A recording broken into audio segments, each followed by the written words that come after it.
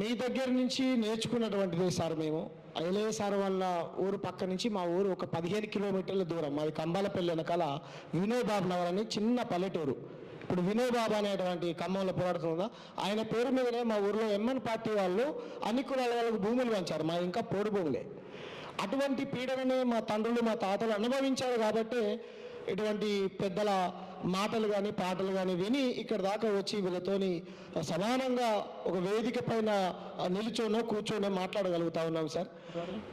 గద్దరన్నని ఒకసారి చూస్తే బాగుండు, గద్దరన్నతోని ఒకసారి కలిస్తే బాగుండు, ఆయన ఎలా ఉంటాడో అని చిన్నప్పుడు నేను స్కూల్లో బడిలో చదువుకునేటప్పుడు ఈయన నేను కలగలుగుతాను, ఆయనను చూడగలుగుతానని అనుకునేవాడిని నా మదిలో.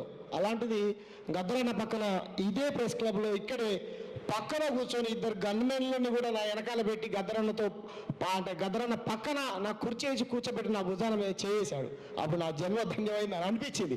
అంటే అలా చాలా వేదికలు పంచుకున్నాను గద్దరన్నతోని. అదంతా వాళ్ళ దగ్గర నుంచి నేర్చుకున్నటువంటిది సార్.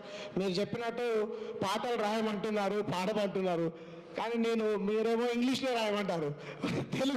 తెలుగు ఇంగ్లీష్ అనే దానికి నేనైతే వెనకబడి ఉన్నాను సార్.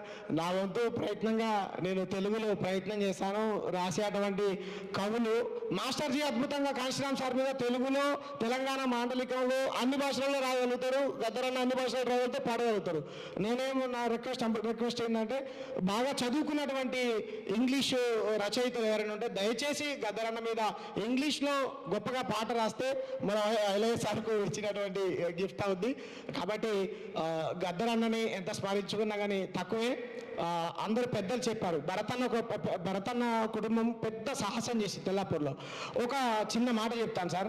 గద్దరన్నని విగ్రహాలు పెట్టుకున్నామా, గద్దరన్నని గ్రామాన ప్రచారం చేద్దాం అనేటువంటి చర్చ ఇక్కడ పంజాగుట్ట ఒక హాల్లో జరిగినప్పుడు మేమేం చెప్పామంటే, చాలామంది జాతి పితలుగా చనిపోయిన తర్వాత ఈయన జాతి పిత, ఆయన బాపు, ఈయన తండ్రి, ఈయన తల్లి అని రకరకాలుగా రాసుకుంటా అంటున్నారు. మనం ఏమంటున్నాం అంటే, పెరియార్ని వాళ్ళు ఏ రాజకీయ పార్టీ అక్కడ పెట్టినా ఓన్ చేసుకుని వాళ్ళ పాఠ్య పుస్తకాలలో ఒక సామాజిక విప్లవకారుడుగా ఆయన రాసుకున్నారు.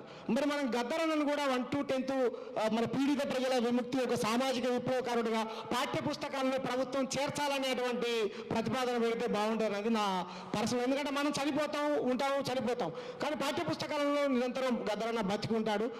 కాబట్టి ఆ సూచన నేను గతంలో చేశాను, మళ్ళీ కూడా చేస్తాను. ఒక చిన్న పల్లవి చరణం మాత్రమే పాడి నాకు ఇచ్చినటువంటి సమయాన్ని నేను సద్వినియోగం చేసుకుంటాను. గద్దరన్న చాలా పాటలు ఉన్నాయి. గద్దరన్న ఏమంటారంటే, అన్ని పార్టీలు బూర్జువా పార్టీలు, ఏ పార్టీని కూడా నమ్మడు గద్దరన్న. ఎందుకు పాలకుల మీద కోపం అంటే గద్దరన్నకు ప్రజల మీద ప్రేమ. కాబట్టి గద్దరన్న ఏమంటున్నారంటే గమ్మత్ అనిపిస్తుంది. గాంధీ భక్తుల వారు గణతంత్రం అన్నారు, సైకిళ్ళు సర్దార్లు స్వాతంత్రం అన్నారు. అప్పుడు అన్నాడు, ఎవడేలితనేమి ఎప్పటాటే నా తిండి దేవుని కెరక తాగే నీళ్ళు లేవు, అప్పటికి ఇప్పటికి ఓరన్నా చిప్పలే మిగిలాయి కదరన్నా, రాజ్యాలు మారిన ఓరన్నా బలే రాత మారదు కర్మ ఏందన్నా, చెరువులు కుంటలు దొరల కబ్జాలాయే మూసినది మొత్తమే మూసుకొని పోబట్టే. మేము గద్దరన్న జీలకర్ర ఇంటికి వెళ్తే అప్పుడు ఒక రకం వాడాడు పంచలు కూర్చొని, భూమి ఆడుందిరా ఓ శాము నువ్వు ఉచ్చబోయలేదు ఓ శామని. మరి ఉచ్చబోయడానికి కూడా జాగలేనటువంటి దోపిడీలు చేస్తా ఉన్నారు పాలకులని స్పష్టంగా కుండబద్దలు కొట్టినట్టు చెప్పాడు గద్దరన్న. కాబట్టి అటువంటి మహానుభావుడిని జాతిపిత కాదు ఇంకా పెద్దగా కొలిసినటువంటి తక్కువే.